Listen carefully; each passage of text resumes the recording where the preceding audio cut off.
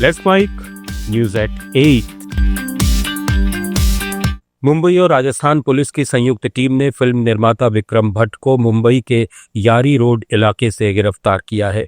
उन पर उदयपुर के एक व्यापारी से करीब 30 करोड़ रुपए की धोखाधड़ी का आरोप है। शिकायत राजस्थान के इंदिरा ग्रुप के मालिक डॉक्टर अजय मूडिया ने दर्ज कराई थी। आरोप है कि व्यापारी की पत्नी की बायोपिक बनाने के नाम पर करोड़ों रुपए लिए गए। जांच में सामने आया कि जिन वेंडर्स को भुगतान किया गया वे फर्जी थे और रकम का बड़ा हिस्सा कथित तौर पर विक्रम भट्ट की पत्नी के खाते में ट्रांसफर हुआ। उदयपुर पुलिस ने मामले में पहले लुकआउट नोटिस जारी किया था। अब राजस्थान पुलिस उन्हें उदयपुर ले जाने के लिए बांद्रा कोर्ट में ट्रांजिट रिमांड की मांग करेगी। वहीं विक्रम भट्ट ने इन सभी आरोपों को झूठा बताते हुए खुद को निर्दोष बताया है। दिल्ली हाईकोर्ट ने ट्रायल कोर्ट के जज के साथ ऊंची आवाज में बहस करने वाले वकील पर कड़ी टिप्पणी की है। न्यायमूर्ति गिरीश कथपालिया की पीठ ने कहा कि ट्रायल कोर्ट या हाई कोर्ट के जजों के साथ बुरा बर्ताव बर्दाश्त नहीं किया जाएगा। हाई कोर्ट ने कहा कि हाल के दिनों में कुछ वकील मेरिट पर केस नहीं होने पर जिला कोर्ट के जजों को डराने की कोशिश करते हैं। मामला 2016 से लंबित एक सिविल केस का था, जिसमें वकील ने केस आगे बढ़ाने का अनुरोध किया था, लेकिन अदालत ने उसे ठुकरा दिया।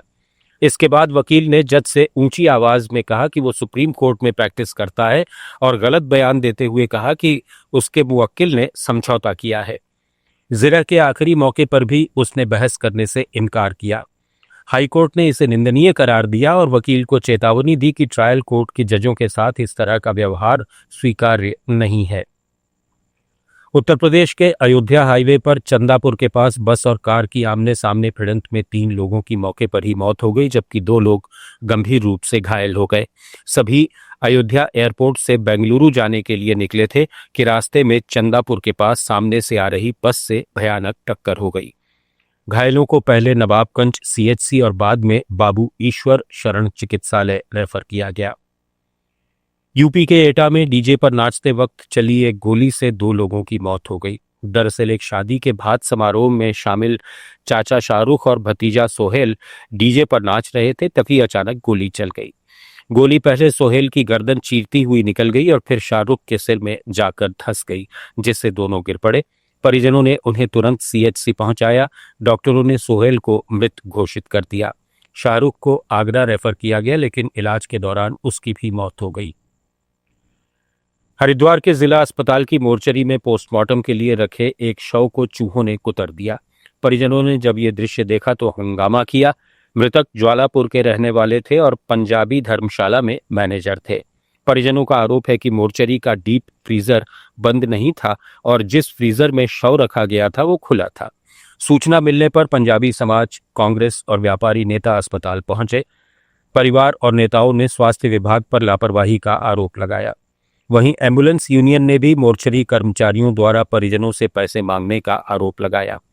डीएम के निर्देश पर एडीएम की अध्यक्षता में जांच समिति का गठन किया गया है और दोषियों पर सख्त कार्रवाई की जाएगी। भारतीय सेना ने सिक्किम के अग्रिम इलाकों में 3D कंक्रीट प्रिंटिंग तकनीक का इस्तेमाल शुरू कर दिया है। यह स्वदेशी मशीन वाहन पर ले जाई जा सकती है और स्थानीय सामग्री से कुछ ही घंटों में मजबूत बंकर और चौकियां बना देती है। लाइव गोलीबारी परीक्षण में ये पूरी तरह सुरक्षित और सफल रही है। सेना का कहना है कि अब दुर्गम पहाड़ी क्षेत्रों में तेजी से और सस्ते में सुरक्षा ढांचा तैयार हो सकेगा। तेलंगाना के आदिलाबाद जिले के ग्रामीण इलाकों में स्थानीय निकाय चुनाव के दौरान अवैध शराब की दुकानें तेजी से उगाई हैं। ये बेल्ट शॉप्स नाम की दुकानें अधिकतम खुदरा मूल्य से 20% ज्यादा दामों पर शराब बेच रही हैं। पंचायत चुनाव लड़ रहे उम्मीदवार वोटरों को लुभाने के लिए इनसे शराब खरीदकर पार्टियां मना रहे हैं। इससे चुनाव आचार संहिता का उल्लंघन हो रहा है। पुलिस ने अवैध परिवहन रोकने के लिए चेक पोस्ट लगाए हैं और दोषी दुकानदारों को राजस्व अधिकारियों के समक्ष पेश कर रही है, लेकिन ये भी सच है कि स्थानीय पुलिस को मासिक रिश्वत भी दी जा रही है। न्यूज एट 8 में फिलहाल इतना ही। बने रहिए लेट्स माइक के साथ। आप सुन रहे थे Let's Mic more than radio. Follow कीजिए हमें हमारे सोशल मीडिया प्लेटफॉर्म्स पर।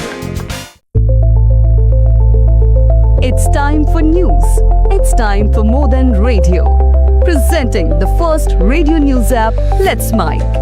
Let's Mic, a news-based app on your phone where you get to watch and listen news, talk shows, interviews, radio show podcasts. On Let's Mic, you get all relevant information of TV, print, radio, podcast.